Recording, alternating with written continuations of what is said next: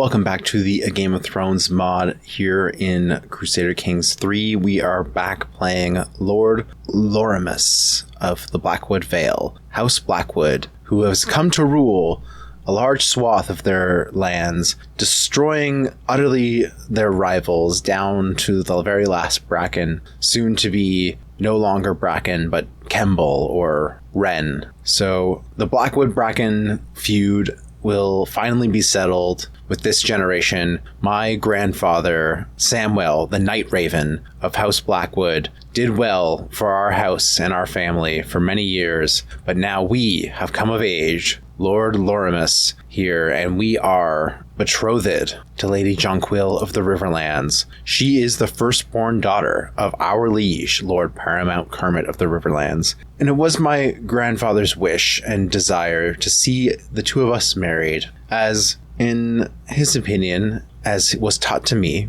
the Blackwoods were once the true kings of the Riverlands, before the Targaryens came and allowed House Tully to rule these lands in their name. But I think there will come a time when all of the Riverlands belong to the Blackwoods once again, and we will be rightful kings, as we always once were. After all, we are the most powerful vassal in the region. But we're not here right now. While we're waiting for our wife to come of age so we can get married, we've gone on a little journey all the way up here into the north, and we're about to cross. Well, we've just finished crossing the wall. We are now in the true far north among the First Forest, and we are making our way to the Fist of the First Men as part of our pilgrimage to reflect upon the old gods, their magics, and what it means for us to be a worldly traveler and explorer, and to know thyself through knowing what the world has to offer out there. So we're traveling now in the far, far north, and we're going to continue our journey on our pilgrimage here. And then we have a long trek back. We're actually going to go even further up into the Fen and onwards. So I hope you're ready for this quest to continue. Our road takes us up through treacherous parts of Cold Cradle. While I scan for any dangers ahead, a rustling bush grabs my attention. Could it be a wild animal? As I brace myself for impact, Ronald jumps out from the bush instead, holding a plant. You scared me, Ronald. Anyway, let me see what you have here. Some kind of fruit? I exclaim. Yes, it looks and smells so delicious. I wonder what it tastes like. Maybe I'll take just a little bite, he says. Hold on now. What if it's poisonous? Who cares? I'll let Ronald eat it. He wants to so bad. He might as well. It invigorates the body and the mind. Plant bliss. Lovely. Good for him.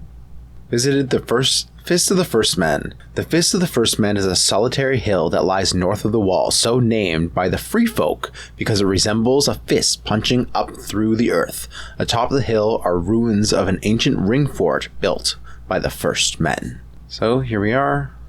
And look, there's even a little mound and like some rune stones, circle Stonehenge style or something, a Stonehenge, if you will, of stones on this mound here, the Fist. So it is. In these sacred groves, at last I have finally arrived in the Fist of the First Men. While some worship in churches or mosques, I know the most sacred of all places are in the open forest, where bare feet are caressed by the soft, nourishing earth, or in this case, so far north, probably the snow. Old groves here are especially venerable, and I find myself wondering about my place in the natural world as I stand among the great trees. I have walked the holy path. I gain the pilgrim trait. We are a holy pilgrim along the holy path to the place of the first men of the first of the old gods. Let's go. New experiences on our path. As we saunter past the stalls of the Knuckle Ridge Market, we are approached by a small child with wide, bright eyes. He peers up at us and as he exclaims, "I know a secret place where the old gods live." He puts on a determined face as he continues, "I can show you if you want." Hendry, on my right, frowns and subtly shakes his head. A warning? I could be intrigued. I'll follow the child.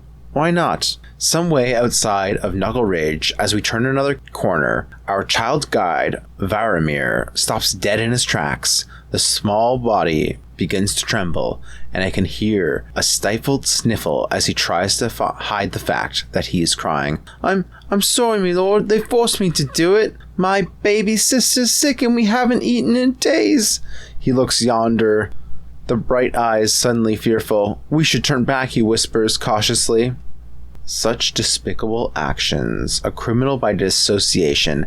I am vengeful and callous. How dare this child try to lead me astray? If you knew it was wrong, you are too late. We can gain the Pilgrim's Guide here. The markets of the Fist of the First Men are bustling with merchants, shouting in languages that I've never heard, and selling spices I've never tasted. Do they speak a different language? Forestmen. They speak the common tongue like everybody else, I think.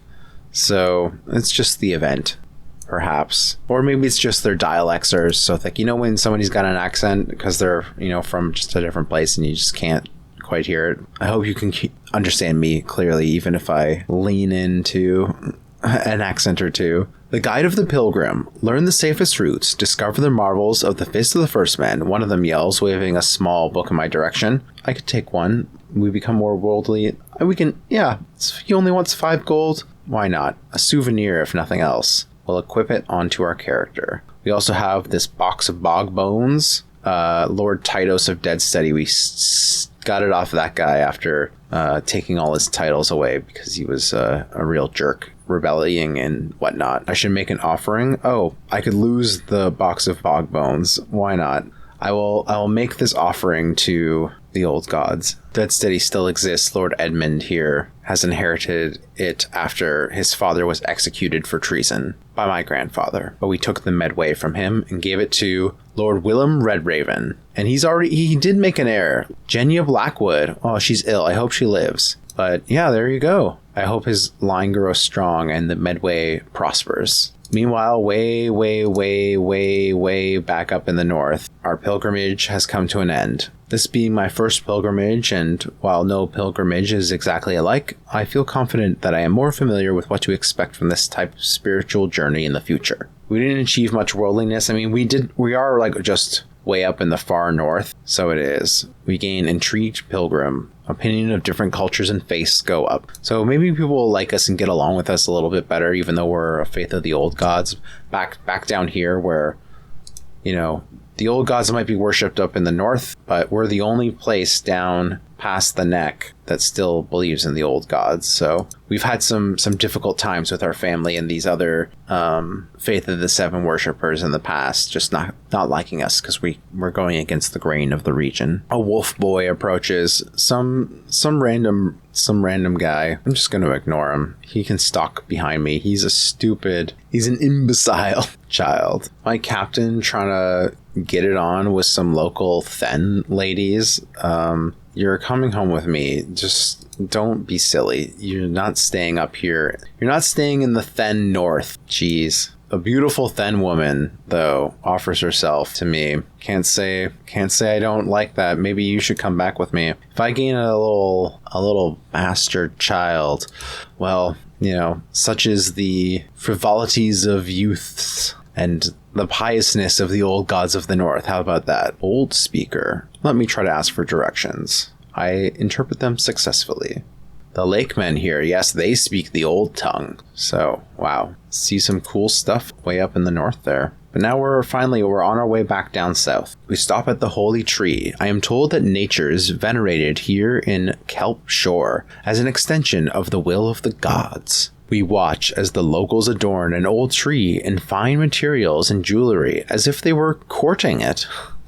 Many in my entourage are satisfied to watch from a distance, but I feel so compelled to do something more. I should join the celebration. Why not? Seems like a lovely time. Are my vassals on my entourage are fighting again? Why don't you fight for real then? This poor soul. I am callous. It's not my issue. I don't care if he has no shoes. We're not exactly like a nice guy, per se. Maritime Trading Handbook? I shall steal it. Why not? Successfully stolen artifact. Now we can equip it and gain some naval speed and monthly stewardship. That's nice. I've noticed that Ronald avoids me more than usual. He always sits on the opposite end of the table whenever we're invited to a feast, and consistently refuses my company while camping. We may not have the best relationship, but that attitude is starting to tire me, especially when I overhear him defaming me. Lorimas is a worthy bampot. I'd be a way better lord than him. Think that's how it is? I will show you. He will probably win the fight, though. I will simply imprison you. Your days will end in my dungeons. I don't need to torture you because I'm trusting. I will simply move. Yeah, you just stay in my dungeons. There you go. We actually picked up another martial perk. I will gain Stalwart Leader. Reduces our risks if we're commanding the army, and we may challenge our rivals to single combat to inflict stress, and we get some prowess and stuff. And there we go. We finally got our first perk. We're going to go down the schemer route and try to pick up Job Done Right and Swift Execution, because we haven't forgotten about Lord Garbert here, who murdered our grandfather. His day will come. In fact, we do have our courtier currently trying to find secrets in his court so we can get some leverage against him. My only hope is that he's ailing, an old 58-year-old man. He might not have too much longer in this world, but he deserves to die at my hand, in my opinion, for his crimes against my family. Here we are back on the other side of the wall, crossing across the Northlands. We're going to go visit the Mormont's Bear Island over here and see what's going on with them. It has characteristic ancient oaks and towering pines and rugged hills. There's a man struggling with a wild stag. I won't risk my life for this. He can die to the stag. We'll move on. I am callous after all. Lord Elston here, my master at arms, vassal of Castlewood here, which is part of the Duchy of Lakehaven, which I inherited from my mother. He says, while you hold the high lordship of Lakehaven, it is clear to everyone that it is I who govern it. Its many forests and villages are overseen by my bailiffs and my magistrates. Therefore, I am laying claim to it. You are welcome to grant the title to me if you wish, else I am sure that it will fall to me in due time, one way or another. I have let Elston grow too strong. He gets a claim on Lakehaven. How dare he? He hates me too. Well, I wonder.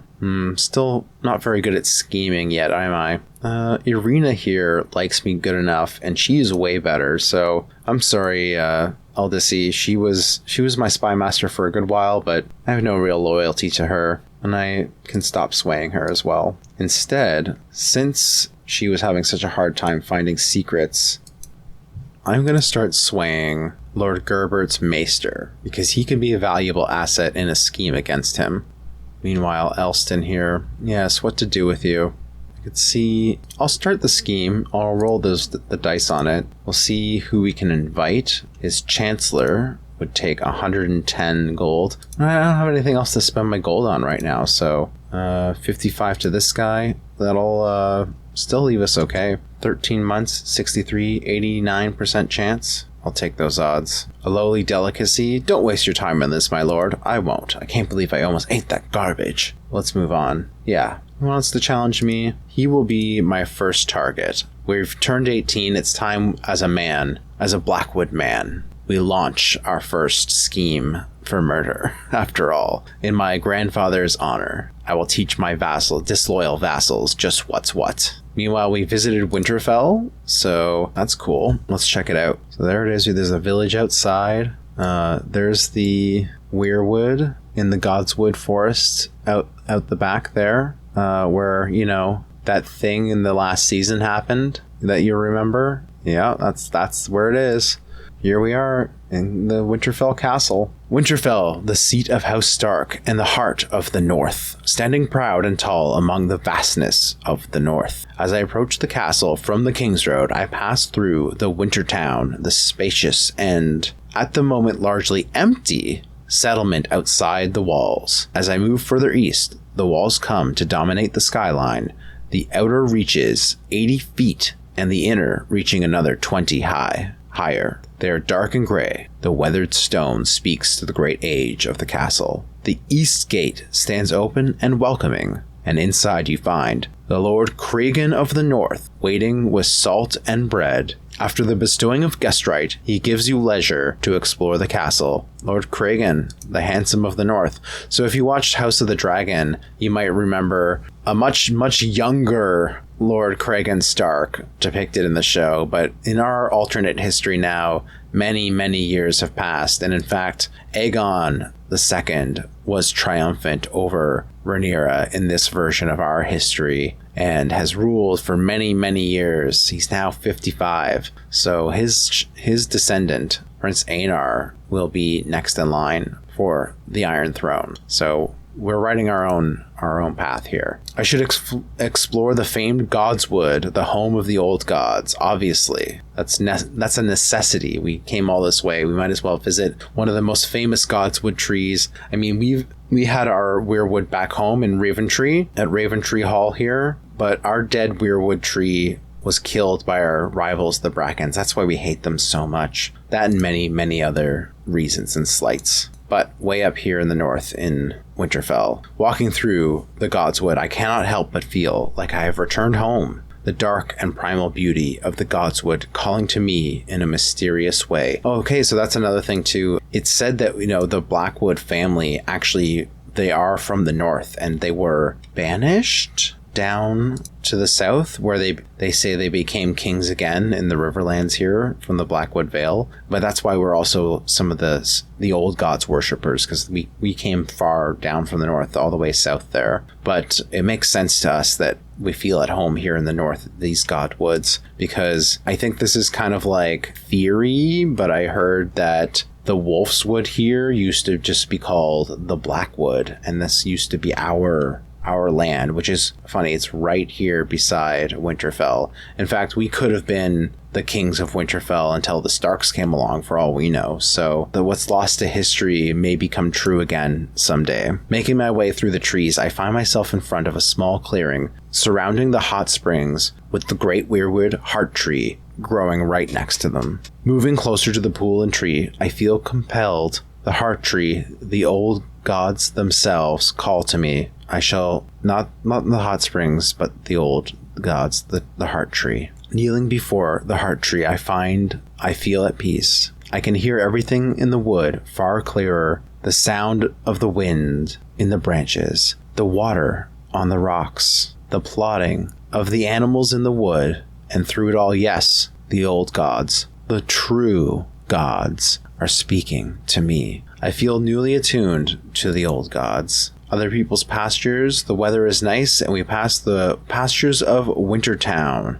Looking at their livestock and many goings-on, we can take some of their knowledge and apply it back home to improve our pastures. Why not? That's why we're here, right? To get some worldly experience to bring home and apply. Janai is telling us not to cross a path of ants. Nonsense. I'm taking over as guide, and I am a competent guide at that. She can shut up about ants. Who cares? We visited the Great Barrow and Barrowtown, and now we're finally on our way back down through the neck, through all this dangerous marshland. I hear my spy master has come through finally, to the impressive Lord Lorimas. In my work at the court of Lord Garbett, I have failed to find any secrets his courtier Armand might possess. Armand here, eh? He's deceitful. He's kind of average at intrigue, not great. However, the truth does not have to stop us. It would be simple to make sure that Armand suddenly had secrets that he would not want to get out. I could pay $80 to get a strong hook, or gold, rather. Or was there no reason we shouldn't be friends? We'll just give him 30 opinion of us. He's infirm and might just go ahead and die and not be able to contribute anything anyway. It's not worth it. A captain errant. It is known that the people of the Fogged Causeway seem to profess a special devotion towards their captains and their legends. My lord, the captain says, bowing his head, it is most fortunate that you and I came to meet at this crossroad, for I am in search of a marvelous fountain, which water is said to cure all illness. If you were to help me in my quest, I shall pay homage to you. Hallis is quick to interrupt. Wait, my lord, I know this captain. It's Wayland. Yeah, it is. Wayland. You know him? I could just ask him for money. I gain a bunch of stress because I'm callous, but I'm also trusting. So I believe him. I'll take the stress. we'll have some fun. The captain leads us to a small clearing where a natural fountain glimmers. The light reflects on its surface with a blissful shimmer, and it makes the water look so bright that it feels like a second sun. Careful, a beast, a guardian! The captain points at a stag standing between us and the fountain. Don't fear, I shall fight it. Now, this seems more appropriate. You shall make a fine distraction, and I shall push him in front of the stag, and I shall claim the holy water for myself. Yes, that's a more callous decision. See, I knew it all would work out and play into our decision making. So we finally returned home. After all that, let's equip our healing water. It relieves stress. While my journey has been a long one, I have finally come home again. While much remains the same, something has changed, and now how the elders treat me. Yes, I've grown a beard, and I'm a worldly holy man now. I've undergone such a journey. They insist that it's changed something about me, whether or not I can see it for myself. Nonetheless, it is good to be home. Well, that used about 2 years. We still gotta wait 3 more years before we can get married, and we seem to have picked up a lover along the way. She's quite beautiful, but man, she's a weird one. Those Thens. First, you know what? Maybe they're not so different from us. We do believe in the same gods after all. All right, my seer could be better. Lord Einar here, he's my loyal vassal. He's not really doing anything. He's got the highest learning around. Why not become my seer and help me fabricate a claim on Stonehenge here? Because we can't just revoke his titles for no good reason. He has to actually kind of do something. Otherwise we gain tyranny, and he's not going to accept. He's going to rise up against us. So we need to find a way to gain enough leverage on him and a claim on his titles that we can take them away without any penalty, because otherwise when his father passes away and passes his duchy title onto him, we're going to lose this land to the Willowwood duchy over there. So we can't have this Bracken descendant steal land right out from the middle of us.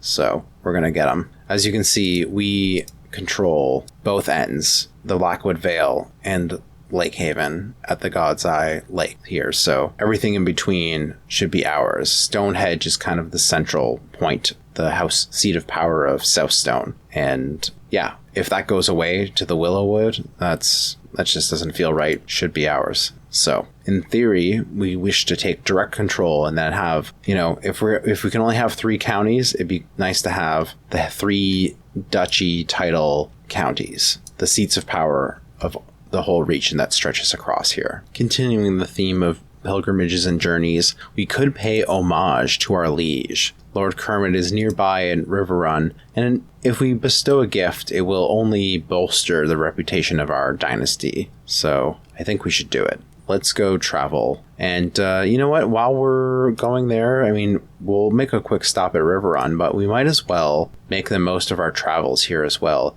and go where our father never would have dared while these lands belonged to the Brackens during his lifetime. Sorry, grandfather. So why not visit Stonehenge and Wolf's Bend? They belong to our region after all. And while we're at it, we should see what Harrenhal is all about. We've heard the legends of the great haunted castle of Harrenhal. So if we're going to come all the way to Harrenhal, we might as well check out Poolmoor and Huggate and Poolsguard. And, well, I'm just going to keep going. Here we go. Basically explore all the Riverlands and the Crownlands and down here in the Westerlands and even up into the Iron Islands. My journey similar to the one our grandfather took many years ago, telling us about the tales of the Iron Islanders and his experiences with their raiders, driving them off the mainland back in his day. Okay, you know what? I think this holding issue has gone on long enough. Leomund here can hold another title, and Maidenstone is right beside him, so I think it's only fair that he can have enjoy that title for himself. I will keep Lake Haven and Rushdown over here. Am I increasing development in Rushdown? Seems silly. I guess he's only got 9 months left. I'll let him finish. What's this? Trouble? Lorimas, the Outlander. It is known that the Riverlander people are ardent believers in the faith of the Seventh Faith, and do not take kindly to non-believers. Nevertheless, Lorgan's Wood is on our route, and so we must pass through. Quickly, though, the villagers' vengeful eye set upon us like a stag prowling its meal. Before we have a chance to react, the local septa descends upon us with a mob of raging fanatics, screeching about our alleged heretical beliefs and demanding we pay atonement for passing through these holy lands. Foolish woman, it is you who is the heretic. I lost the debate, but I stand by it. Riverrun, the ancestral home of House Tully. Riverrun is famed for its moat, which is made by connecting the Tumblestone and the Red Fork. We take a knee before our Lord Paramount Kermit of the Riverlands. Servants usher me into Lord Paramount Kermit's great hall in Riverrun, where he sits his throne, waiting to hear my pledge. I kneel at the feet of my lord and pledge the many oaths of homage as his scribes record the event. My attendants then follow, presenting my rich gifts to the Lord Paramount before the assembled court. Kermit bids me to arise and confirms his satisfaction, along with my rights to rule the land that I do in his stead. And such is the price of fealty. We gain renown for our dynasty, our House Blackwood, and he gains some opinion of us. We gain some prestige, and we shall continue on with our travels through all the rest of the lands. But, he'll be our father-in-law in the not too distant future. So good to establish a good relationship together now. He is disfigured, and that is why he wears the mask. We visited the burning of Harrenhal. House Horror and the Ironborn Dominion over the Riverlands were both extinguished with the burning of Harrenhal. Aegon, the Conqueror, unleashed dragonfire upon the castle, melting the towers and all those inside. We visited Harrenhal here. Let's take a look down here at Harrenhal because it's pretty cool. There's the model. They've got their own Godswood, Weirwood tree little section there, and there's Harrenhal. It's all burned up, all the ruins of Harrenhal. We could get a hook by paying for a strong hook on this guy. We are actually in debt right now, and he is 71 years old, so let's just be friends. Why don't you bring me somebody useful next time? We visited Jonquil's pool across the Seven Kingdoms and beyond. The love story of Florian and Jonquil is told, and here lies the pool from which Florian first laid eyes upon his love. Oh, well, that's nice.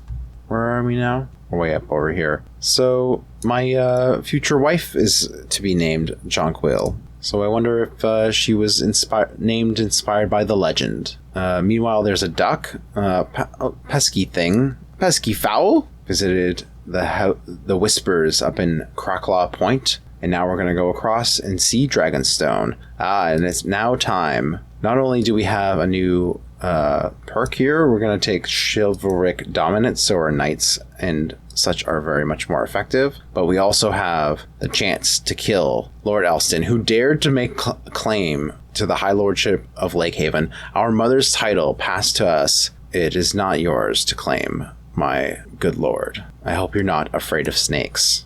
We visited Dragonstone. The castle takes inspiration from dragons with its architecture. It has played host to conquerors, kings, and many a prince. The island is home to a volcano, the Dragonmont, where dragons would nest. There we are. Lord Elston is dead by the lethal bite of a viper. The snake struck not long after he retired to his chamber, and although the guards were called, no one could do a thing to save him. Thankfully, snakes do not talk, so the attack cannot be traced back to me. I remember when Lord Elston's war ended in my defeat. Reap what you sow, cretin. My defeat? I don't think that ever happened. I think we were victorious, always. My little friend has done its work. Very good. Lord Bennett, I hope you will grow up to be a much better lord than your poor father, who is now no more. How dare he challenge me? We need a new marshal? I guess Rushing Fall, you're the best marshal in town. You could be my marshal. Or, no, my relative here, Lord Willem Redraven. You would make an excellent marshal. You shall be honored, sir. We got a stewardship perk here. Let's just make tax collecting more effective. And that reminds me, 7 months left on that. The Red Keep, the fortress built in King's Landing from pale red stone. Within its huge curtain walls stand Magar's Holdfast, the Tower of the Hand, the White Sword Tower, and the Great Hall, which contains the Iron Throne. Meanwhile, the Crownlanders are teaching us about chivalry. I think it would be great to be more chivalrous myself. I shall take this tradition back with me. Things I am learning while I am out and about. I averted an assassination from my nemesis. this guy. I didn't even really pay attention to what was going on there. I just, was like, an assassin came into my camp and I stopped them from doing their thing, and now he's upset with me that it did not come to fruition. Well, maybe I'll get him first, but what a pain. Meanwhile, the womb of the earth, the fields of the stony sept are the sight to behold, each crop in bloom, each leaf green, each stem luscious. I quickly track down the source of the verdancy, spotting a man standing in a field seemingly holding a lecture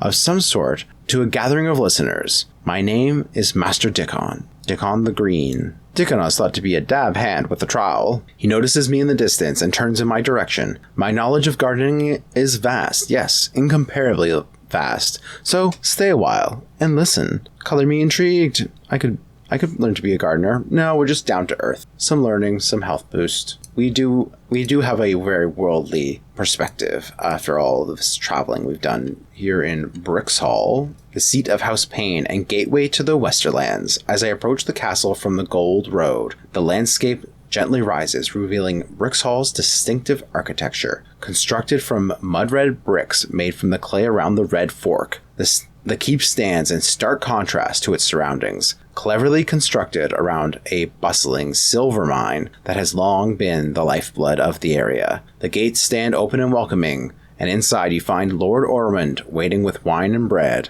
After bestowing the guest right upon you, he gives you leisure to explore the castle. I shall explore the mausoleum and look at these bricklayers of old, surely an ancient technique that is impressive to the Riverlanders here. In the mausoleum, I cross the weathered threshold of the ancient Bricker Mausoleum, my footsteps echoing among the somber rows of moss-covered statues of long-gone Brickers. Before me stands a heavy oak door, intricately carved with the Bricker sigil, leading deeper into the mausoleum. As I push it open, the cool stillness inside envelops me, drawing me further away from the whispers of the living into the quiet halls reserved for the dead. Walking amid the brick-adorned sarcophagi, I find the dark corridors a maze. The faint torchlight gives little guidance. As I come to an intersection, I must choose left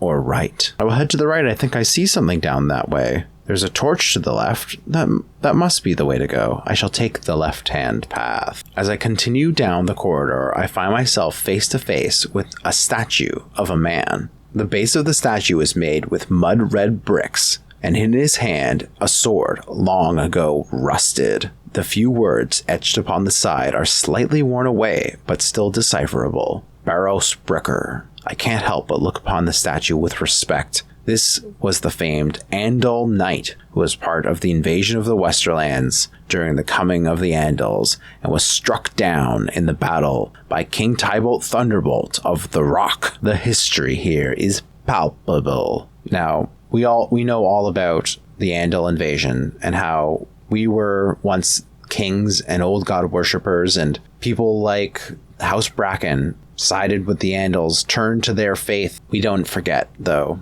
We hold true to the old ways. I will not forget this day, though. It has been quite an experience to see this history. Truly, the heroes of old were something to be reckoned with. We might as well let our Jorah here rest and recover. We're in no rush to get home. We still have a few years left before we get married. Here we have another special location, Wayfarer's Rest, which is here in Wayfarer's Rest, just below us here in part of the Riverlands. The seat of House Vance and home to Warlord's Rest. As I approach the castle from the river road, the landscape gently rises, revealing the castle's distinctive architecture. The gates stand open and welcoming, and inside you find Lady Rosamund waiting with wine and bread. After bestowing guest right, she gives you leisure to explore. I will explore the tomb to look upon the Andal warlord of old. So more of these Andal warlords. Obviously, all the Andal houses made